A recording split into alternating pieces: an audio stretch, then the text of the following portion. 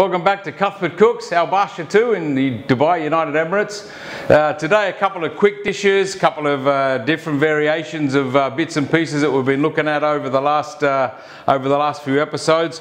But what I'm going to first do is just quickly do a small apple pie filling, or which can be used. It can be used for apple pie filling, but it can also be used as apple sauce if you blended it all up. Very simple. About 700 grams of green apples, 100 odd grams of brown sugar. I like to put some fresh cinnamon sticks in. You can add a little bit of lemon zest if you like, and then just a little bit of water to start the process off. Pop this on the stove, cook it down until they're still nice and firm, they haven't lost their shape, and then chill your apple pie filling up and chill him down, ready to fill up your pie with a nice short crust or a nice sweet pastry pie lined ceramic dish, which we're going to do a little bit later on as well. So I'm just going to pop that on the stove and get that cooking, and then we're going to move pretty quickly into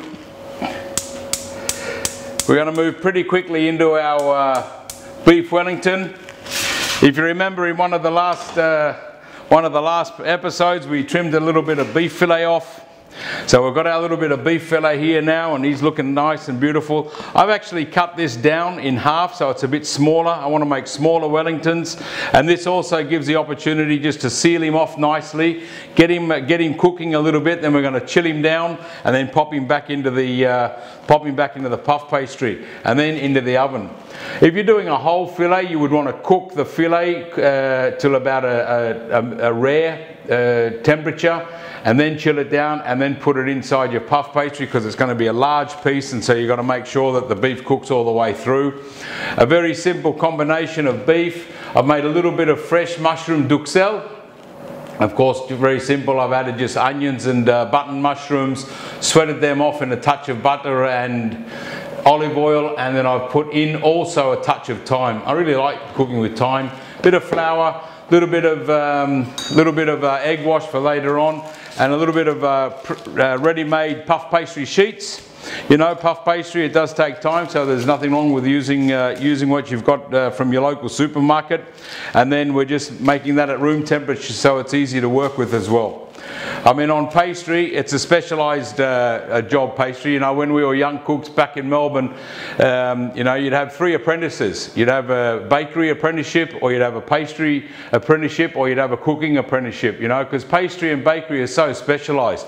I always call the pastry cookers and the bakers the sponge monkeys in the pastry and the flour masters in the bakery. You know, these guys are scientists, because everything they do has to be so accurate. They're really working with ingredients. They've got to wait till that ingredient's perfectly matched, and the amount of ingredient to another ingredient is so important to successfully make your dishes. So chapeau to the pastry cookers and the bakers, because they've got a lot of patience, but they've also got so much techniques and so much skill, and they're like the little alchemists, the little chemists, and the little scientists of the kitchen for me. So what we're going to do first, I'm just going to heat up my pan, bit of olive oil, seal off the beef fillet. We're going to let that cool down a bit. We're going to roll out our puff pastry, dust a bit of flour, then we're going to do a little wrapping of duxelle. You can make some crepes if you want to, and actually make a little crepe. So you put the crepes down, then you put your duxelle, and you wrap up your beef Wellington with a little bit of crepe and also the duxelle inside, so you get a nice looking piece. As you cut it, you get a nice layer of duxelle. Traditionally, you just lay it on the bottom, and so you have one piece of puff pastry, then the duxelle and the beef on top, and then you encase the beef in the puff pastry. So it's really up to you to then experiment. You know, you can even pop a little bit of foie gras in there if you want a bit of extra cholesterol. So it's all good. So we're just going to turn on the old pan, nice heavy black pan. Get a good heat in the frying pan. I like using olive oil for pretty much everything, including drinking. Keeps me well lubricated. And then we're going to get that nice and hot. Then we're going to seal off our beef, and then we're going to prepare ourselves for the Beef Wellington. Last night I did a little bit of cooking till about 1 o'clock in the morning. We braised off some beef cheeks, so we're going to have a look at those later on as well. So If you remember, we did our braising episode with our short ribs, which was fantastic. So then I got some beautiful Australian beef cheeks, and we just did another simple braising, traditional braising, braised them for over 4 hours so they're nice and tender. And then we're going to look at what we can do with those as well. So we're going to make a couple of little extra dishes that you could actually serve with the beef cheeks. I've got them chilled down into the fridge. I've got the jus separate, so we're going to reheat them in the jus, gets all the flavors going again, and then we serve them up maybe with a little soft polenta with some blue cheese. We'll make a little bit of risotto later on. So just some simple dishes for a one plate meal. You know, a great winter dish, as some of the Southern Hemisphere is going into winter. Up here in the desert, we're about 42 degrees today, so you know, braised beef cheeks and risotto is a little bit of a winter dish, but up here it's okay. We'll turn the air conditioner on a little bit higher and pretend we're in the winter time. So we'll get started with the beef. We're going to seal that off and then get stuck into it. So we're going to get our little beef fillet here. So as you can see, I've cut them in half. Then we're just going to pop them in the pan, get them sealing off nicely. Going to have those there. Keep the heat nice and high so we get a good colour. Got my puff pastry here, just going to dust a little bit of flour onto the little bit of flour onto my board here. Put some pastry over.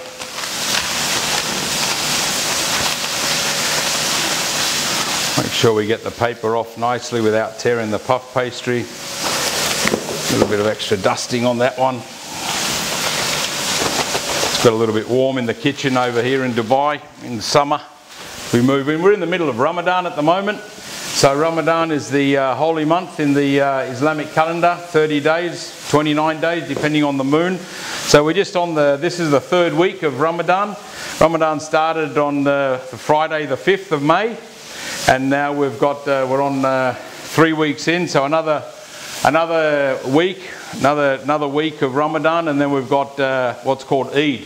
Eid is the celebration at the end of Ramadan, which is 3 days. So the Islamic world, and especially the UAE, looking forward to really celebrating with family and friends. During lockdown, we'll see how that's going to work, and but we still have quite a few restrictions in place over here. You know, we have a 10 p.m. to 6 a.m. curfew still, which is good. Some people have been going back to work, but a lot of people are working from home. The schools, for example, they're still, all the schools are still working from doing online, as the rest of the world is, or most of the rest of the world. Ramadan also, though, it's a beautiful time of year for us here, because traditionally we'd set up some beautiful majlises or Ramadan tents where people would come and celebrate or break their fast at sunset, and then we would go on to what's into a meal period called Sahur until 3 in the morning. And it's normally a great time for us in our hotel, where we do some beautiful venues for Ramadan, but unfortunately this year we're not doing any events, so it's a little bit of a quiet Ramadan, and also the coming together for iftar and the coming together at Eid will be a little bit different this year for all our Muslim friends and our colleagues, as the social distancing will really play a role in the celebrations of Ramadan. So we've got our little bit of beef. We're just sealing that off, making sure we get some nice colour. Then we're going to also chill him down a bit before we put him in the puff pastry. If it's hot going in the puff pastry will be a mess. So we've got our little duxelle here. I'm just going to spread a nice layer of duxelle onto the puff pastry. Then we're going to pop our beef on top, and then we're going to wrap him up. Egg wash him, pop him in the fridge, let him rest a little bit, and then we just finish him off in the oven.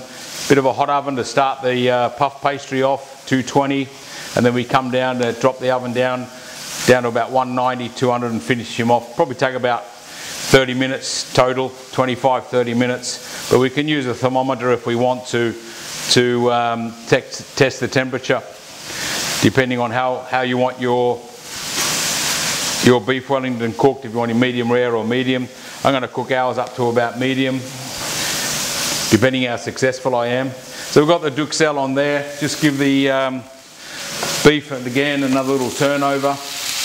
Get some beautiful colour. You can see the colour coming onto the beef. Nice hot pan. It'll also help the juices stay inside the tenderloin while it's cooking in the puff pastry. We don't want it all leaking out. So seal them off, seal the ends.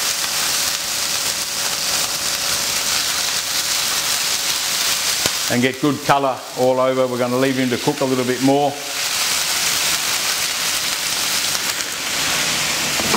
Yeah, I spent 29 years out here in the UAE, and it's always been interesting to learn about the different cultures and learn about the different people, and especially about the Islamic faith and what happens. And really, Ramadan is a special time that brings the community together. And it's not only the Islamic community, the Muslim people, but it's everyone comes together. And in our large majlises or our large Ramadan venues, you'll see multicultural, multi-faith all sitting together and respecting the faith. You know, we wait for the sun to set.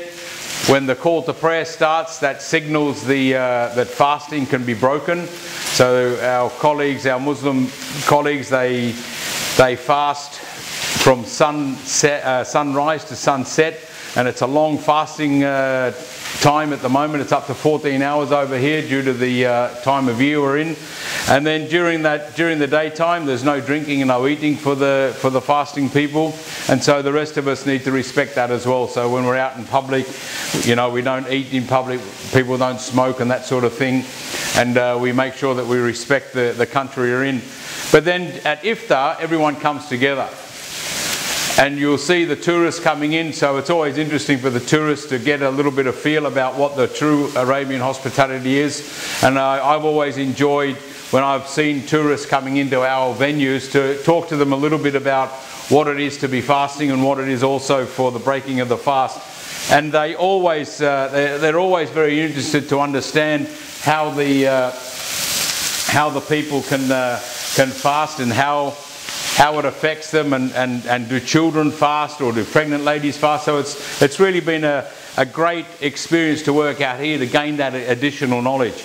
And young chefs, our industry gives us the opportunity to travel, and there's nothing better than being able to travel around the world and really learn and dive deep into a different person's culture, because then we really do understand what it means to be an international citizen. Right, so we're going to take our little beef fillets out. They're beautifully sealed off, as you can see.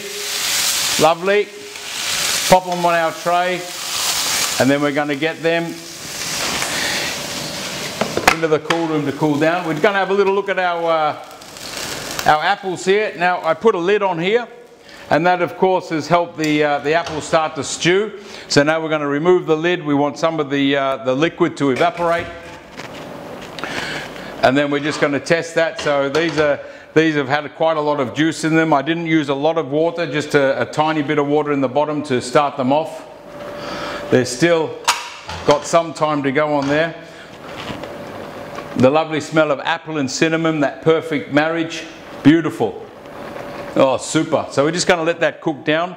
So we're going to pop our beef tenderloins into the cool room, into the blast freezer, get them chilled down, and then we're going to come back to our puff pastry. So we've got we're going to egg wash quite heavily on the Wellington, because as he cooks, we want him to get a beautiful colour, nicely glazed as he cooks. Now you can glaze and then put him back in the fridge, air dry him a little bit, and then do another coating of the egg wash, just to make sure that you get a really super glaze. If you want to, put a couple of strips of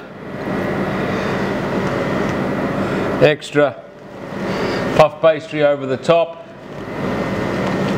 just to give a little Little look and feel. Make a little bit of decoration on top as well. You can lattice it if you want. Just going to make it quite simple. Just pop those over like that. Yeah, it just gives another little touch to the top of the Wellington. Yeah, quite a simple thing to do. We have our nice little brushes. We brush our puff pastry lattice.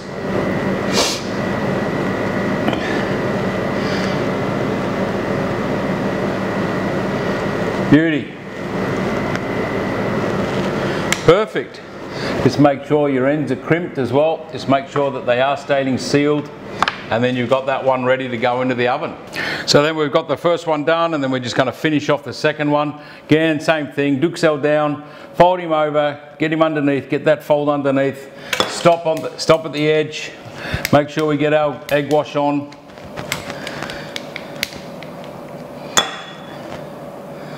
Shape him up, get him underneath like that. Whoop, we've got a bit of a hole on that side, that's okay, we're going to be able to cover that up. To where the pastry's got a bit warm, so it's popped out, it's okay, we're going to be able to fix that. So we patched up our little hole there. We're just going to, again, just egg those ends, make sure we get the nice seal. And we crimp down with our little fork. There we go. There we go. Push him down. Make sure that's a good seal. Same with the other end here. Very straightforward. I'm sure the pastry fellas and the sponge monkeys could do a little bit of better job than me, but let's have a look. Again, we want to nicely egg wash our little Wellington. Just pop our extra pastry. Nice egg wash all over. Get him nicely glazed when he cooks. Egg wash will give him a beautiful golden glaze on top. So when during Ramadan, when we do the catering and that sort of thing, there's always quite a beautiful array of food that's presented at iftar time.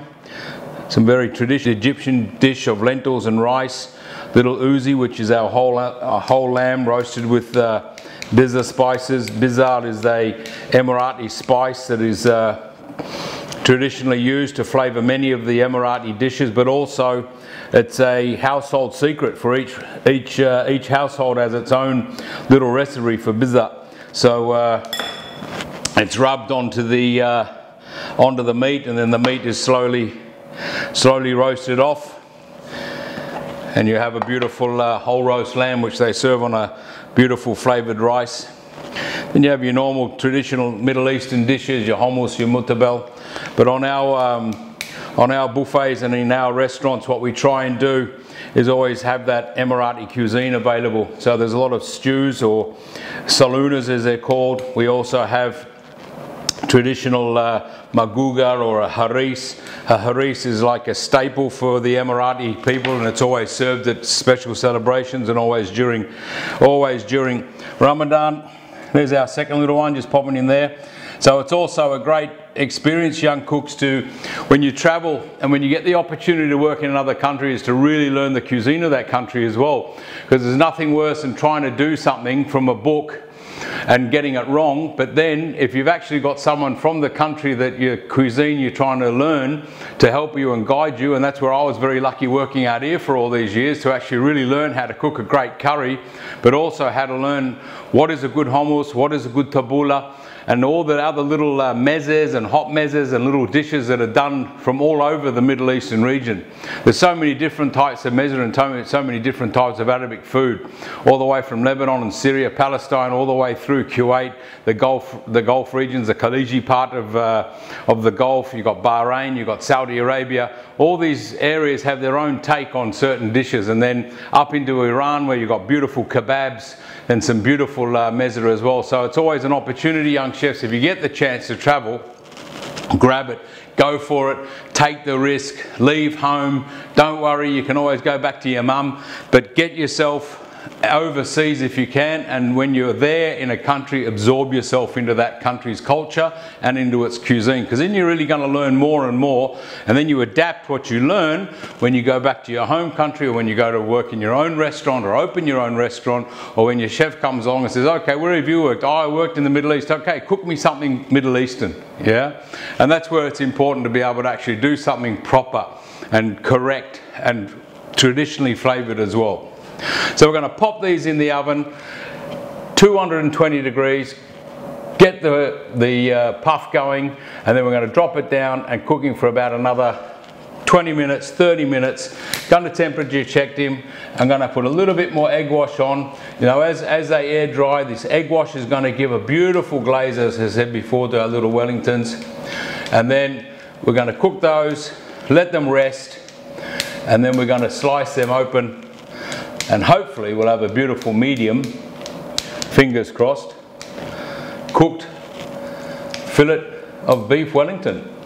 So just finishing off the beef Wellingtons with a little extra egg wash, been in the fridge, it's dried, got a nice coating, got the oven on, the oven's sitting up at about 220, I want to give it a quick blast at 220, I pop them in the oven, we're going to leave them in there about 20 minutes, going to drop the oven temperature down a little bit after about 10 to 12 minutes, and then we'll just let it cook slowly at 200 degrees, and then we're going to pop the thermometer in. We want to look at around a temperature between 60 and 65 to get our medium rare, just a little bit more than medium rare. Then we'll bring them out, rest the Wellingtons, and then we're going to slice them up and see if we've hit perfection. The other thing we're going to serve the little Wellingtons with, I like sautéed potatoes with onions, so of course good old Rama olive oil in our heavy black pan. Got a little bit of salted butter as well, so I like to use butter as well when I do this. I've got white sweet onions, finely sliced. I'm then going to pop those in. Then we've got little baby Dutch potatoes sliced up, sauté them off, black pepper, salt, a little bit of thyme again, because I like a touch of thyme. Now with this, at the end you could add a little bit of jus. This is our braising liquid from yesterday night after we did our cheeks, and as you can see she's nice and gelatized, so we're going to use that as a sauce to help for the Wellingtons as well. But we could also put a little bit of that inside our we could put a little bit of that jus inside our sautéed potato and onion if we wanted to. So just pop the onions in. We're going to sweat them down, no colour. Again, as I always like to use the little white onions, just not so strong. Give a little bit of sweetness as well. And then we're just going to cook that nicely until they start to get translucent. And then we're going to pop in our potatoes. We're going to cover it. So that helps it cooks it a little bit quicker as well. And then we're going to continue to toss that in. And that'll be our little accompaniment with our beef Wellington. My childhood friend, Mr. Darren Breeze, he lives down in New Zealand now. Darren used to live 2 houses down in Cone Street in Bulleen in Melbourne. That's where we grew up as kids together. And Darren sent me a message, he says, can you do a video on the perfect steak? I said, yeah, of course, mate, no worries, we can do that. I said, no problem. So in a couple of episodes we're going to do some steak cooking, but the problem Darren's going to have, he lives in New Zealand, so the Kiwis will be complaining about what beef we're doing, and then his wife will complain because she's Irish, and so she'll be wanting to know if we're using Irish beef. So I think to settle the score, we'll just use some Australian beef. But let's have a look at that, Darren. So maybe we cook off a couple of nice ribeyes and then some nice medallion of beef as well, and we'll see how we can cook that and give you a couple of hints on how to get the perfect steak, mate. But I know that Darren's a great fan of paella, and I saw he'd moved inside outside and outside inside the other day because he had his gas bottle in the kitchen with his paella pan on the top of the stove. So when we come over to visit you, Darren, you got to pull out the paella, mate. So there's the little. Just going to put the temperature down a little bit on the potatoes, and we're going to keep stirring them around. While we do that, we're going to get a little bit of that jus into a nice little pan, reduce it down. Now the pan has actually got the jus has already got some thyme in it, and it's quite a beautiful gelatinous jus. So we're just going to put this on the burner. We're going to reduce it down, and then we're going to finish it off with a little bit of butter inside, a little Monte au beurre, and that's all we're going to serve with the Wellington, because that's all it needs. It just needs a little bit of sauce to go over the top, and it's going to be fantastic. So we pop that on the stove. Let's get that. We'll get that reducing. We've got our potatoes on. We're getting our sauce ready. The potatoes are starting to crisp up nicely. The onions have melted down, and so now I'm just going to pop a lid on top of the, if I can find my lid in the back of the cupboard.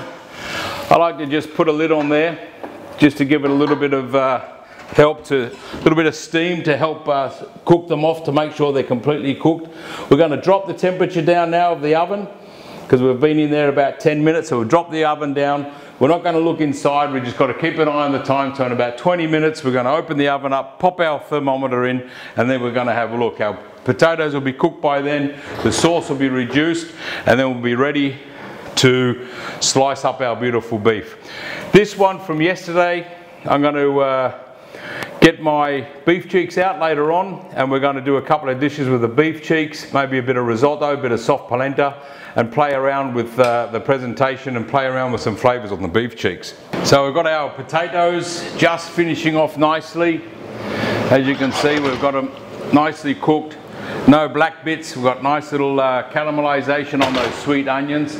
I've got my sauce here. I was reducing down my jus. So the jus is pretty much ready. I brought it down by nearly 50%. So half. I'm just going to strain that into another little pan, because I want to get some nice and hot, that pan already. So we put on our Strapmanus protective gear, Strapmanus PPE. So let's just swap around these. Yeah, been out of the kitchen too long. My hands aren't sensitive. Girls' hands. Better not say that to Alana, she'll be upset if I say that. Pour that in there. Nice little fine strainer. Give him a knock. Just takes out any sediment and any other little bit left over. I was skimming the sauce, getting out the little bits and pieces that may affect the sauce, the clarity, and we want it nice and shiny. We want to make sure that that sauce has great flavour, and we want to make sure that it doesn't have any impurities in it. I'm going to finish it off with a little bit of butter as well. We're just going to Monte au beurre. I want to have a little taste of that as well. Just want to have a look at the consistency. So the consistency's come right down, beautiful. Nappe, the back of the spoon, beautiful. So that's ready. Potatoes are ready. And if we were in Jersey in the Channel Islands, where I worked with my mate Dave Cameron, now is Jersey Royals time. April, May, June is the harvesting season for Jersey potatoes. And when I used to live down there with Dave back in '89, Dave's still down there with his daughter Rebecca, and lots of Portuguese people were there picking the potatoes, but the potatoes are beautiful and sweet. You just rub them in your hands to get the skin off. Fantastic. So we've got the potatoes ready. We're going to turn them down.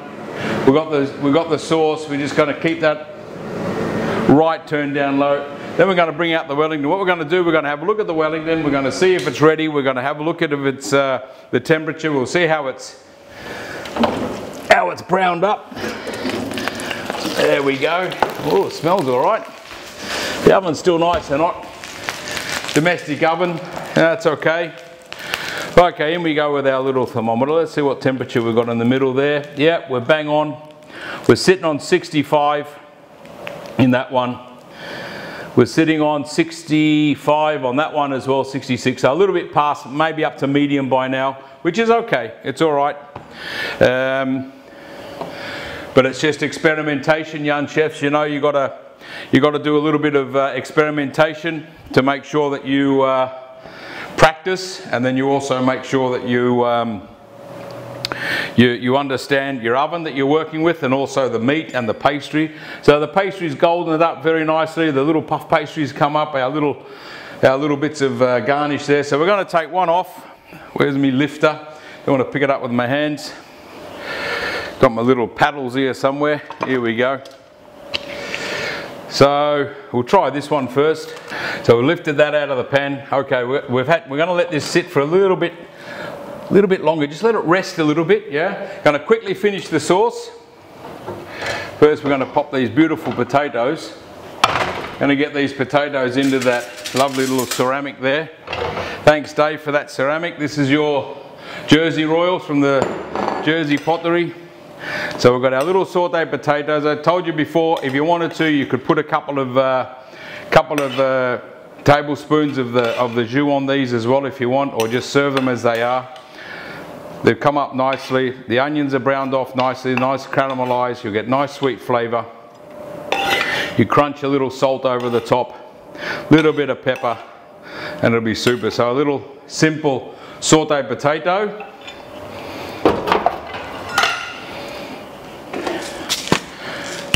Finish him off. It's enough. Pop that there. We've got our jus. We're going to just monte au beurre. So all I've got here is some soft butter chopped up into cubes. I've got my little pan on here. I'm going to pop the pan back on the oven, back on the stove. The jus is just absolutely fantastic. Now what the butter will do, it'll just bring the sauce up nicely, and it's going to bring a beautiful sheen onto the sauce. So we turn him up, get him back up. We don't want to cook him too much. In goes the butter. Just bring him round, richens up the sauce. It just shines it up. This one's for you, Mickey Mizzen. Monty au beurre. You did plenty of that in the sauce here in Gatwick. Mickey was a stickler for tradition, which was great, because that's, you know, I learned all these fantastic skills when I moved out of Australia and went over to the UK. Learned some great skills from some fantastic chefs, and then we able to bring those skills back home. So we just Monty au beurre the sauce. It looks absolutely fantastic. We bring it back to the boil a little bit. We're going to have a look at that on a spoon as we pour it in. Look at this. Here you go, cameraman code. Get a look at this. Look at the shine on that. Absolutely beautiful. Nappe the back of the spoon. Yeah, beautiful sauce. This is out of the roasting jus or the braising jus of the beef cheeks that I did last night. We're going to pop a little bit on that one. So we've got our sauce, we've got our potatoes, and let's see now how our beef looks. Now this is live. I'm going to slice him. Got a nice Robert Welsh. And there we have it, ladies and gentlemen, a beautiful little medium, just past, yeah, it's just on medium. Pastry's nicely cooked. Could have done a little bit more cooking on the pastry maybe, but it's a lovely looking dish. Guys, thanks a lot for watching. Beef Wellington, sautéed potatoes, a beautiful little veal jus with fresh thyme. Another classic and a great meal. Enjoy, guys. See you soon.